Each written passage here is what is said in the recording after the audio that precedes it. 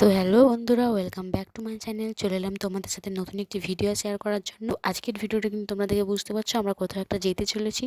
আমরা কিন্তু যাচ্ছি আমার মামা শ্বশুরের বাড়ি। তো ভাতার তো জায়গাটার নাম শুনে কিন্তু তোমরা কেউ হেসো না। তো যাই হোক, আমরা যাচ্ছি একটা পুজো উপলক্ষে, মানে আষাঢ় নবমীর যে পুজো হয় আষাঢ় মাসে, তো সেই আষাঢ় মাসের পুজোর জন্য আমরা যাচ্ছি ভাতার। সেই জন্য দেখো সকাল সকাল একদম ভোর 5টার সময় রেডি হয়ে বেরিয়ে পড়েছিলাম। আর তারপর দেখো, তো ট্রেনের মধ্যে উঠে একটু খাবো খাবো মন হচ্ছিল। আর ফাইনালি আস্তে আস্তে গল্প করতে করতে এসে পৌঁছে গেলাম।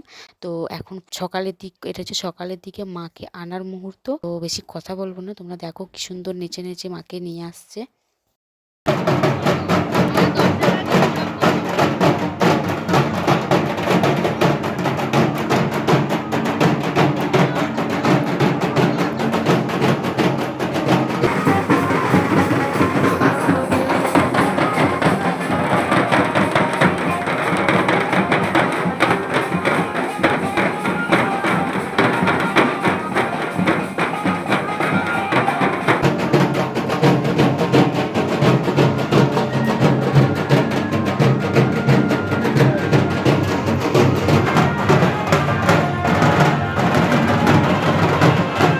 তারপর দেখো সবাই মিলে এখানে যে যা পারছিল ধূপ ধুনো নিয়ে দাঁড়িয়েছিল, মাকে প্রণাম করছিল। আর ফাইনালি দেখো পুজো স্টার্ট হবে এবার। এই যে দেখো লাইনটা দেখতে পাচ্ছ, এর থেকে অনেকটা বড় লাইন করে করে সবাই যাচ্ছে, মানে প্রচুর প্রচুর লোক হয়। তবে হ্যাঁ, এবারে কিন্তু অনেকটাই কম হয়েছে, কেননা মায়ের মুখে শুনেছি আরও লোক হয়।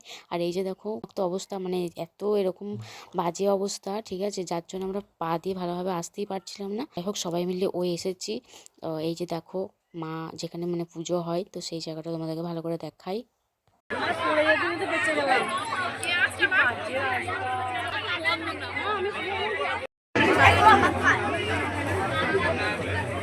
তো যাই হোক, দুপুরবেলা পুজোটা শেষ হওয়ার পর আমরা সবাই বাড়ি ফিরে এসেছিলাম। তো খাওয়া দাওয়ার সময় ভিডিওটি আমি শ্যুট করতে পারিনি। তো খাওয়া দাওয়া করার পরে ঘুম থেকে উঠে বিকেলবেলায় দেখো, তো এটা হচ্ছে বিকালের পুজো। তো যাই হোক পুজো দেখা হলো। পুজো দেখা শেষ করার পর সবাই মিলে কিন্তু সন্ধ্যাবেলা একটু আড্ডা হচ্ছিল, মানে গান টান সবাই মিলে হচ্ছিল এটা। তো অনেক মজা হয়েছে সত্যি। নয়ন সরসী কেন করেছে জলে কত কি রয়েছে লেখা কাজলে কাজলে নয়ন সরসী কেন করেছে জলে।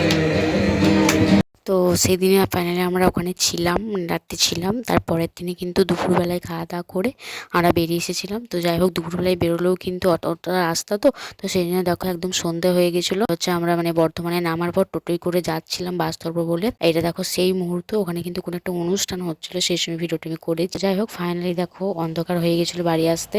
তো একদমই কি বলবো, 8টা সাড়ে 8টা বেজে গেছিলো। তারপরে এসে একটু মানে চা খেয়ে নিলাম। তো অত দূর রাস্তা জার্নি করে আসার পরে কিন্তু খুবই টায়ার্ড হয়ে গিয়েছিলাম সবাই, তো এই জন্য একটু শুয়েও পড়েছিলাম।